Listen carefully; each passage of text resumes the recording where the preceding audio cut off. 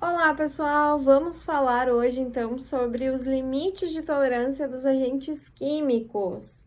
Um ponto aí bem polêmico, né? A galera tem muita dúvida com relação a isso, principalmente quem está estudando ainda, alunos, né, recém-formados na área de segurança do trabalho. Então hoje a gente vai mostrar aqui na prática onde a gente encontra esses limites de tolerância dos agentes químicos, certo? Então vamos lá para a prática.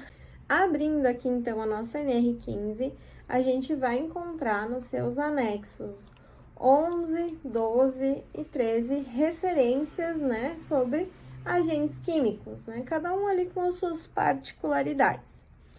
Bom, no anexo 11, né, que eu acredito que seja o que engloba a maior quantidade de dúvidas aí, né, que a galera tem, a gente vai encontrar uma tabela, né, um quadro aqui, o quadro número 1, que é a tabela de limite de tolerância. Então, esse quadro, ele já traz o limite de tolerância dos agentes químicos, então ele é super fácil de consultar. Mas, Daisy, como é que eu vou saber qual é o agente que eu tenho que procurar aqui nessa lista, né? Como é que eu sei? Bom, primeiro, tu vai saber pela análise da FISPIC do produto. Então, todo produto químico precisa ter uma FISPIC, né, uma ficha de informação de segurança do produto químico, e é nessa ficha que vai constar ali quais os componentes desse agente químico, então, desse produto químico, né, enfim. Então, ali, por exemplo, pode estar escrito acetato de etila. Então, vamos olhar aqui na nossa tabela o acetato de etila, se ele tem limite de tolerância. Então, a gente vai olhar aqui e vai ver que sim, né, o acetato de etila, ele tem um limite de tolerância. Beleza, mas aqui tem dois números, né, Daisy? E agora, né? Qual desses dois aqui que é o correto? Os dois são corretos, tá? A gente não tem isso. O que acontece é que um está em ppm, ou seja, partes por milhão, e o outro está em mg por metro cúbico, tá? Então, são unidades de medidas diferentes. Mas isso não quer dizer que um esteja certo ou um esteja errado, né? A única coisa que a gente tem que cuidar é que, na hora que a gente faz a avaliação quantitativa, a gente precisa fazer o comparativo com o limite de tolerância igual ao que está na nossa análise quantitativa. Ou seja, se eu fiz a análise e tenho o resultado em ppm, eu tenho que comparar, né, o limite de tolerância em ppm. Não dá para fazer essa confusão, assim, né? Então, por exemplo, aqui, o acetato de etila, ele tem um limite de tolerância de 310 ppm. Se a minha avaliação quantitativa der um valor maior que esse, eu já sei que tem alguma coisa de errado aqui, né? Mais que a gente consegue observar aqui nessa tabela. Aqui na última coluna a gente vai ter o grau de insalubridade, né? A gente não vai entrar ainda nesse mérito aqui, né? Do grau de insalubridade e tal. Mas a gente tem na primeira coluna ali, depois do agente químico ainda, o valor teto, ou seja, né, agentes que eles têm um valor teto, tá? E o que significa valor teto, Deise?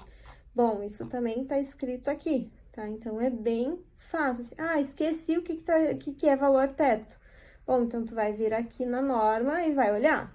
No item 4 está escrito, na coluna valor teto estão assinalados agentes químicos cujos limites de tolerância não podem ser ultrapassados em momento algum da jornada de trabalho. Então, por que isso aqui é importante? Porque aqui na tabela, se vocês olharem, esse limite de exposição aqui, ele é para 48 horas semanais, né? Uma espécie de média da semana, ou seja, né, o valor que tu pode ter à disposição na semana.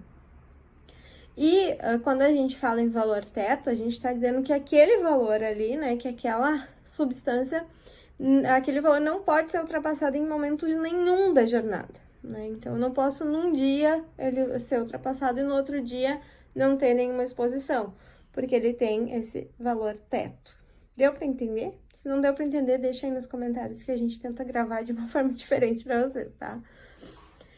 O que mais a gente tem aqui? Então, a gente tem a coluna de absorção também pela pele. Isso aqui é um fator super importante, tem vários agentes aqui, né, que tem o maisinho ali, que realmente tem, né, essa característica de ter absorção pela pele, então a gente tem que ter um cuidado extra com esses agentes também, ou seja, eles não são prejudiciais apenas quando inalados via respiratória, mas também, né, tem esse problema de absorção pela pele, certo? Então, é bem simples, tá? O que a gente tem mais aqui que a gente precisa saber? Alguns agentes químicos, por exemplo, o álcool sec-butílico, né? O 2-butanol, ele tem 2 nomezinhos diferentes ali. Então, às vezes, a gente não vai encontrar exatamente o nome correto, né? Então, às vezes, a gente não vai encontrar exatamente o nome correto ali. Ele tem entre parênteses, então, um segundo nome, digamos assim. Outro item importante aqui, outro detalhe é que, por exemplo, o ácido etanóico, entre parênteses, está escrito vide ácido acético. E não tem aqui na linha dele limite de tolerância. Por quê? Porque está dizendo para mim que eu tenho que ver o ácido acético. Então, eu vou lá na planilha buscar, né, onde é que tá o ácido acético, aqui na planilha não, no quadro, desculpa. Então, aqui em cima eu já achei, ó, ácido acético, limite de tolerância 8 ppm ou 20 mg por metro cúbico, certo? Então, são esses pequenos detalhes, assim, né, pra gente encontrar aí os limites de tolerância. Bem, o que vai acontecer? Vai ter vezes que a gente, né, não vai encontrar o limite de tolerância aqui, né, no anexo 11 da NR15. Então, a gente tem alguns outros agentes químicos, alguns produtos químicos que eles vão estar lá no 12 e no 13, mas isso é um assunto para o outro vídeo, né? E se vocês quiserem algum, assim, mais específico, podem pedir que a gente faça. Mas, o que a gente precisa saber é que, além do anexo 11 da NR15, a gente tem o manual da CGIH, o livro da CGIH. E no livro da CGIH, que é atualizado todos os anos, né, eles determinam limites de tolerância para agentes químicos em uma quantidade muito maior. Então, muitos agentes químicos que a gente não tem aqui no anexo 11 da NR15, a gente vai ter na CGIH. Então, para fins prevencionistas, a gente pode, não só pode, né, como deve utilizar esses valores que são determinados aí pela CGIH, certo? Então, não achou aqui no anexo 11 da NR15? Busca lá na CGIH que tu vai achar, tá? Ou pelo menos boa parte deles. Alguns estão lá no 12, alguns estão no 13, então não esqueçam disso também, certo? Se ficou alguma dúvida, né, nos contatem. Comentem aqui, a gente grava outro vídeo, enfim, o importante é que vocês não fiquem com dúvidas com relação a isso, certo? Um abraço, bons estudos e até uma próxima!